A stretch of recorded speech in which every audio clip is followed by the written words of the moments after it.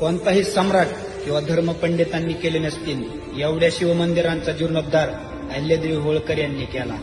सोमनाथापासून ते काशी विश्वनाथापर्यंत हिंदूच्या आस्थेची स्थळं अहिल्यादेवींच्या पुढाकारातून पुन्हा उभा राहिली.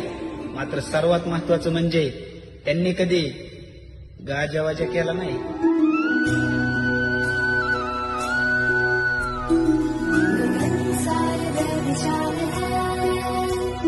जीवन जिसका मिसाल है, पावन है हर पल जो गंगा जल निर्मल जो, कहता इतिहास भी कि रानी एक बेमिसाल है.